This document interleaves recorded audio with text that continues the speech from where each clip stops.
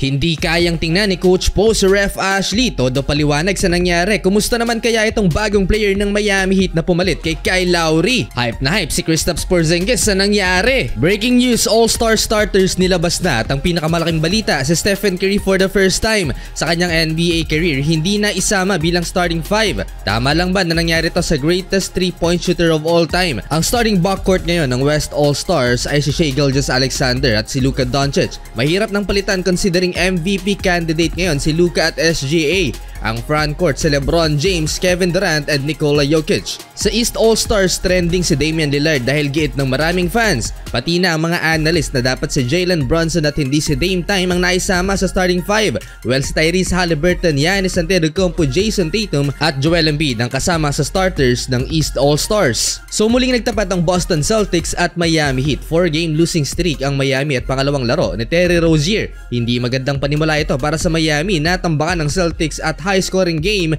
para sa Boston led by Kristaps Porzingis, 14 points. Walang sinabi ang depensa ni Butler kay Kristaps. Parehong 8 points si Brown at Tatum, hindi pa nagtitake over si Jimmy Butler, 4 points pa lang so far, 42-28 end of first quarter.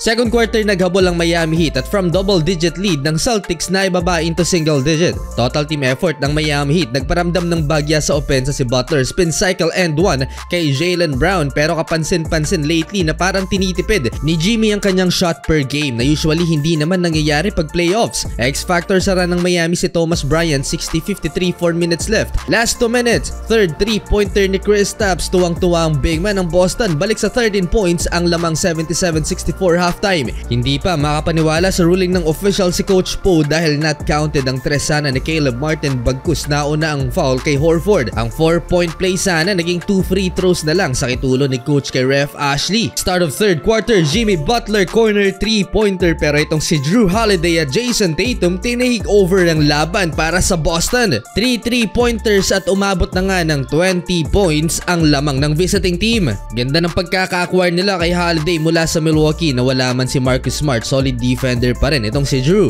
Bad news naman sa Celtics na tapilok si Kristaps Porzingis at bumalik sa locker room. Hindi pa tapos ang laban dahil kumakana pa si Jimmy Butler at Tyler Hero, 2-man game ang Miami Heat. 103-87, 3 minutes left sa third quarter. Harapang nag-commit naman ng carry si Jason Tatum pero hindi tinawagan ng official. Nagalit doon si Coach Po. Nawala man sa laro si Kristaps Porzingis, andyan si Luke Cornett na magkakasunod ang field goal sa paint. 113-90 end of third quarter. Nagkakaproblema pa si Terry Rozier sa pag-adapt sa sistema ni Coach Po. Last game nito sa kanyang debut, 9 points in 3 of 11 shooting tapos ngayon bagsak din ang shooting niya. Mukhang kailangan talaga ng Miami Heat si Jaime Jaquez Jr. simula nang ma-injured ang rookie na kakaisang panalo pa lang ang Miami at 4 straight losses. Lumaki ng lumaki ang lamang ng Boston Celtics sa 4th and final quarter at hindi na nahabol pa ng Miami Heat. Sa huli, panalo mga idol ang Boston Celtics.